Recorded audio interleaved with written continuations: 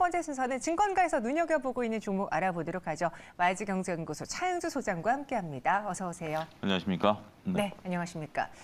제가 깜짝 손님을 오늘 모셨다라고 해서 네. 차영주 소장님이 깜짝 손님인가? 저는 여기 고정 게스트고요. 네. 깜짝 손님은 저도 잠깐 밖에서 뵀는데 정말 저보다 훨씬 잘생기시고 네. 정말 박식하시고 해박하신 여기까지. 네, 여기까지. 그럼 우리 차영주 소장님하고는 시장과 함께 그리고 또 증권가에서 눈여겨보고 있는 종목을 볼 텐데 그 전에 앞서 제가 말씀드렸잖아요.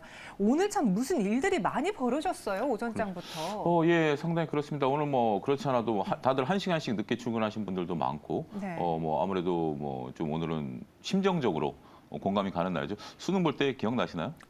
기억나죠. 그건 진짜 저도 잊을 수 없을 것 같아요. 저도 네. 그 정문을 걸어 들어갈 때 그 모습이 벌써 한 40년 지났는데도 40년까지는 안 됐구나. 네. 하여튼 그때 그 느낌은 진짜 잊을 수 없는, 그러니까 많은 국민들이 공감하는 그런 날인데 오늘 아침에 개장부터 또 증시가 1시간 늦게 개장했는데 또 해프닝이 있었죠. SK 하이닉스발 해프닝이 있었는데 일단 그거는 그렇다 치더라도요. 지금 삼성전자가 오늘 조금 소폭 조정을 좀 받고 있죠. 어제 필라델피아 반도체 지수가 좀 많이 빠졌던 영향 아니야 이렇게 생각할 수도 있기는 하겠습니다만, 자 일단 SK 하이닉스 해프닝이 벌어진 것도 그렇고 그다음에 삼성전자도 빠진 것도 그렇고 저는 이제 변곡점이다라고는 표현을 좀 쓰고 싶어요. 뭐냐면 지금 단기적으로 한 달 사이에 외국인들이 삼성전자만 가지고 10% 수익이 났어요. 무슨 네. 얘기냐면 환율이 1,400원대에서 1,300원대 초반까지 떨어졌고 그다음에 삼성전자 같은 경우 5만 원대 후반에서 6만 원대 초반까지 올라왔죠. 그런 상태에서 지금 이제 외국인 이렇게 플레이를 했었던 외국인들 입장이라면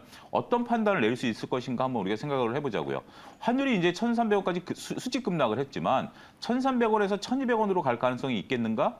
글쎄요. 그 부분은 또 우리가 한번 더 쉽게 오케이라고 얘기하기는 어려울 것 같아요. 1,400원이 과도했다라는 거, 그래서 1,300원 안으로 들어올 수 있었을 것이다라고 예측을 많은 분들이 했는데 어쨌든 생각보다 빨리 들어왔어요. 빨리 들어와서 확 들어온 상태에서 여기서 자칫 잘못하면 너무 빨리 1,300원대 초반까지 떨어졌기 때문에 1,350원까지 약간 튀어오를 가능성이 있죠. 그러면 외국인들은 벌어놓은 것을 까먹게 되죠.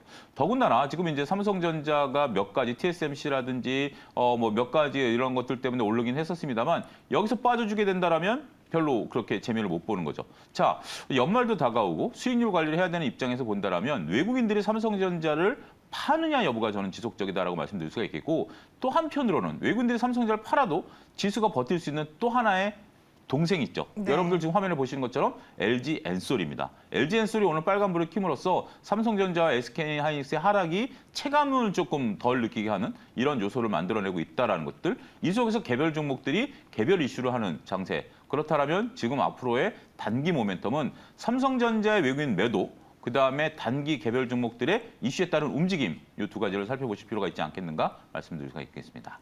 그러면은 그 영향이 어디로 흘러가게 될지, 그 흐름이 어디로 가게 될지 개별 종목을 좀 눈여겨볼 타이밍도 온 것 같습니다. 오늘 증권가에서 바라보고 있는 종목 첫 번째, 일진 머티리얼즈로 시작을 해보죠. 말레이시아 중심의 견조한 실적을 확인했다라고 하는데 3분기 실적이 어땠는지 말레이시아라고 콕 집어서 이야기한 이유가 있었을까요? 말레이시아를 저를 한번 출장을 보내주시면 제가 가서 좀 보고 오겠습니다. 검토해보겠습니다. 제가 지금 현재 제일 가고 싶은 나라 중에 하나입니다, 말레이시아가. 그렇습니까? 예. 하여튼 이거 여담이고요. 네. 자, 일단은 전반적으로 봤을 때 3분기 실적이 매출이 1,600억 정도에서 YOY, QOQ 다 줄었어요. 그러니까 이제 전년 대비해서 한 15% 줄었고 전분기 대비해서도 한 10% 줄었어요. 여기에 영업이익이 229억이 나와서 이 또한 YOY, QOQ 다 줄었어요. 특히 영업이익 같은 경우는 전분기 대비해서 무려 10%나 줄었다라는 겁니다.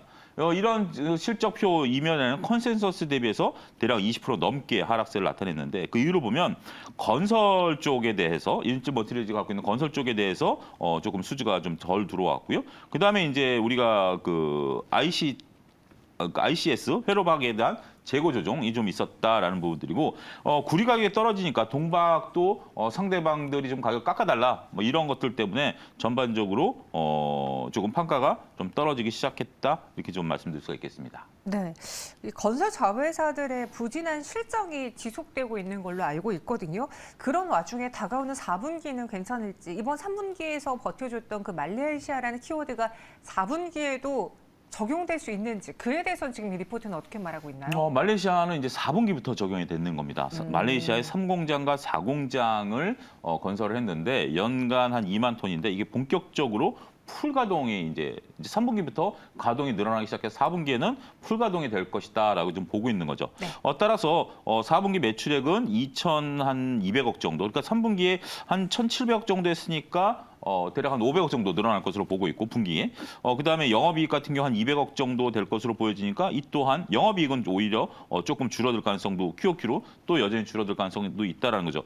근데 이제 이렇게 보시면 될 것 같아요. 이제 자세한 부분들인데 영업이익이 좀 줄어드는 것은 현재 지금 감가상각 비용이 좀 늘어나는 부분들 이런 부분들을 좀 살펴보게 된다라면 당분간은 매출 쪽에 이제 트리거를 좀 봐야 될 것 같은데 그러니까 그리고 여기에는 보면 이제 연말 성과급 비용이라든지 뭐 이런 다양한 비용들이 4분기 때 들어갈 가능성을 좀 얘기하고 있거든요. 그래서 4분 때 영업이익은 중요한 것 같지는 않아요. 그러니까 이제 우리가 물론 영업이익이 가장 중요하지만 상황이 그렇다라는 걸 알고 나면 뭐 당연히 성과급 줘야 되고 감가상각 비용 내야 되고 뭐 이렇다라면 우리가 뭐 인정할 수 있는 거죠. 이거는 뭐 지속적으로 들어가는 거 아니니까. 그 대신 매출이 이제 늘어나고 말레이시아 공장이 3공장, 4공장이 동시에 이제 가동이 되고 있다. 지금 우리가 이제 2차 전지 업계들 전반적으로 우리가 첨보도 보고 에코프로 BM도 보고 그다음에 우리가 이제 에코프로 EM 같은 경우 이제 삼성 S의 전용 공장 이런 것들을 하게 된다라면 지금 수요가 워낙 탄탄하기 때문에 여기에 이제 공장들을 짓고 그 공장들에서 매출이 본격적으로 일어나는 트리거를 여러분들이 읽어내시는 것도 저는 굉장히 중요하다고 보여지거든요. 따라서 일진 머티리얼들도 이러한 중요한 점을 가지고 있다라는 점, 이 점도 말씀드리고 싶습니다. 네. 3분기부터 시작된 말레이시아 3사 공장이 연말까지 풀가동에 이를 것으로 전망된다라는 문구도 눈에 띄었습니다. 그럼 일즈 머티리얼즈에 대한 투자 아이디어, 이 NH투자증권은 어디서 찾고 있습니까? 일단 이쪽에서는 첫 장의 제일 위에 이제 나온 게 리레이팅을 한다라는 거죠. 그러니까 네. 멀티플을 조금 낮췄다라는 겁니다. 그러니까 결국 우리가 여러분들 주가는 뭘로 결정되냐면 EPS 곱하기 PR입니다. 이건 외우셔야 됩니다. EPS는 주당 순이익이고요. 네. PER은 우리가 이제 감정적인 거예요. 사람이 좋아 보이면 뭘 해도 이뻐 보이고 사람이 싫으면 뭘 해도 미워 보이잖아요. 이런 개념을 여러분들이 이해하시면 돼요. 그래서 그러니까 이제 좋아 보이고 미뻐하는 게 PR이고 EPS는 확정된 거죠. 자, 멀티플을 18배에서 15배까지 떨어뜨리겠다라는 겁니다. 왜냐하면 2022년에 워낙 우리가 이제 주가 움직임이 좋았기 때문에 이 부분에 대해서 할인을 좀 해야 된다. 그리고 매출의 20% 차지하는 건설 자회사가 아직까지 부진하기 때문에 네. 전반적으로 너무 우리가 사랑했었기 때문에 그 사랑을 좀 식히자. 이런 개념으로 보시면 될 것 같아요. 이런 멀티플을 좀 줄여 나가자라는 개념이고요. 5페이지 있는 표를 통해서 한번 우리가 투자 아이디어를 좀 살펴볼 필요가 있다라고 좀 말씀드릴 수가 있겠습니다. 여기 보면 각 지역별 증설 계획이라든지 우리나라 동박업계 증설 계획 이런 것들이 5페이지에 나와 있는데요. 일단 지금 현재 경쟁사인 SK 넥실리스가 굉장히 많은 증설을 해요. 2022년도에 둘 다, 그러니까 왼쪽에 있는 화면을 보게 된다면 2021년과 2022년 두 회사를 합쳐봤자 10만 톤이에요. 그죠? 대략 10만 톤인데 올해 둘 다 내년에 증설하면 거의 18만 톤, 2배 가까이 늘어나고요. 둘을 더 해보자고요. 그 다음에 2024년 25만 톤, 그다음에 2025년에는 엄청나게 지금 증가할 수 있다는 겁니다. 자, 일진 머티리얼즈의 증설도 있지만 SK 넥실리스가 증설을 하기 때문에 일단 내년 정도 되면 물량이 시장에 2배가 나와요. 내후년에는 2.5배가 나오고요. 이렇게 된다면 이게 과연 물론 물건이 팔리니까 증설을 하는 거지만 이 부분에 대해서는 여러분들이 과연 적당한 피를 받을 수 있겠는가 이 부분 한번 고려해야 되는 상황이고요. 오른쪽에 있는 그림 2를 보게 된다면 저게 이제 중간에 굵직하게 들어가는 게 저게 말레이시아입니다. 말레이시아가 2022년 첫 번째, 두 번째 이후에 서서히 증가하죠. 그래서 2024년에 풀가동이 된다라면 전반적으로 거기서만 9만 톤이에요. 지금 현재 국내 5만 톤인데 거기서만 9만 톤을 2024년과 2025년에 만들어낸다는 거죠. 자, 밑에 있는 표를 보도록 하겠습니다. 에비타랑 캐펙스 투자 이 부분을 좀 바로 밑에 있는 표 보여주시면 돼요. 에비타하고 캐펙스 투자 보게 된다면 2023년을 정점으로 조금만 화면을 좀 위로 올려주시죠. 네. 조금만 2023년과 2024년에 전반적으로 에비타 이익이 늘어나는 거죠. 그러니까 지금 현재 동박과 관련해서 이익이 늘어나는 것은 2023년, 2024년이고 2025년부터는 우리가 매출이 조금 떨어지지만 설비 투자는 지속적으로 늘어난다라는 거예요. 그래서 옆에서 여러분들이 선 그래프를 보게 되면 부채 비율이 높아지죠.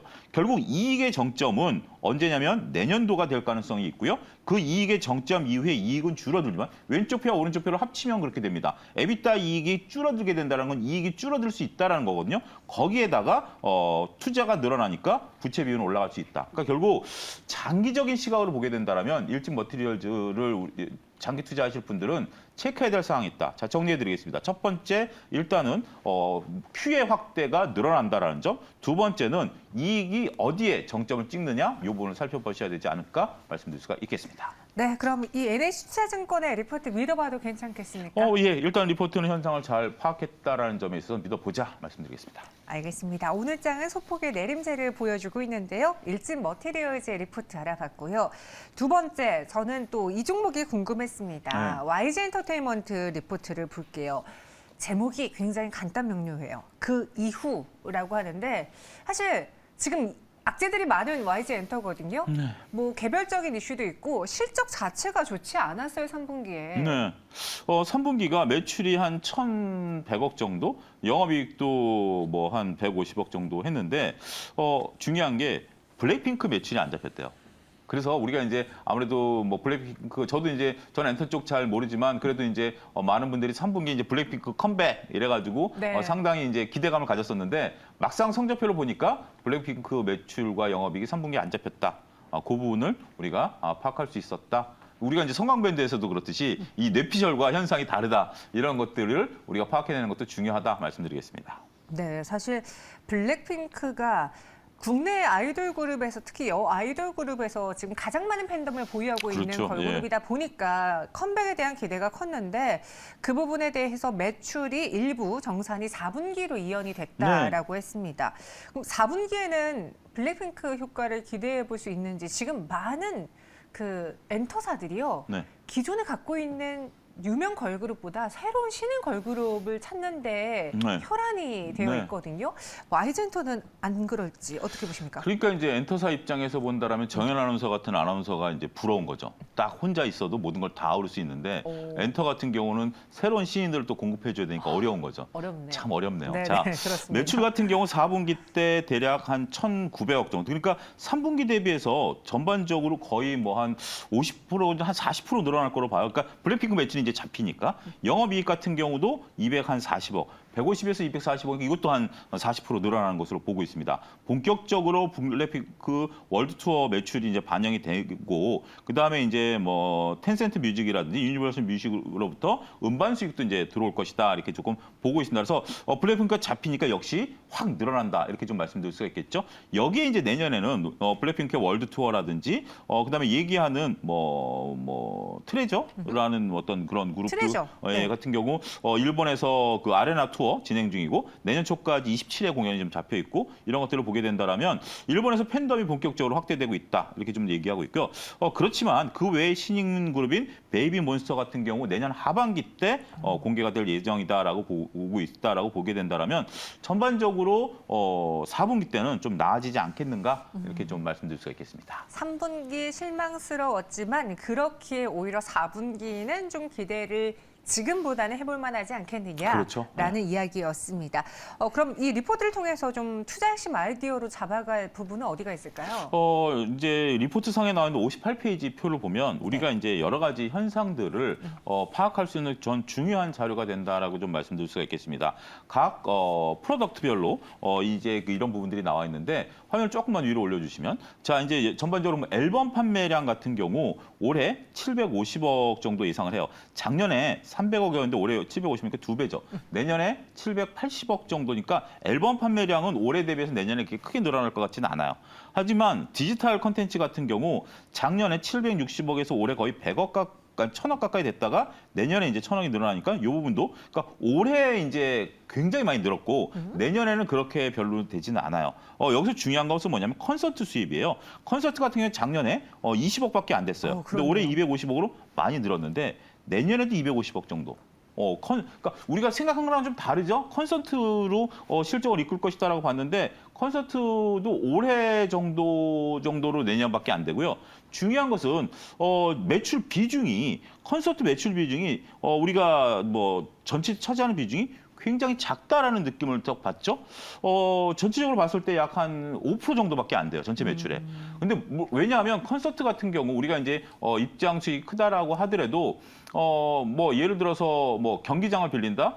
제가 알기로는 경기장에서 예를 들어 콘서트를 한다라고 하면 경기장 빌리는 거는 그렇게 돈이 많이 안 들어가는데 여러 가지 이제 뭐 굉장히 들어가는 것들이 많죠. 장비라든지 그렇죠. 조명이라든지 이러한 뭐 다 행사 인력도 기획, 들어가야 인력도 되고요. 들어가는데 이게 어마어마하기 때문에 여기서 전반적으로 크게 남길 수는 없어요. 근데 이걸 해야죠. 그래야 앨범도 팔리고 굿즈도 팔리고 하기 때문에 해야 되지만 이 자체만 가지고 이제 막 갑자기 안 하던 월드 투어를 한다라고 해서 매출이 확 늘어난다라기보다는 그거를 바탕으로 해서 다른 게 늘어나는 걸 봐야지 이 횟수가 많아진다라고 해서 이 주가가 올라간다라고 보는 것은 조금 어폐가 있다. 이 부분을 여러분들이 여기서 파악하는 것이 중요하지 않겠는가 말씀드리도록 하겠습니다.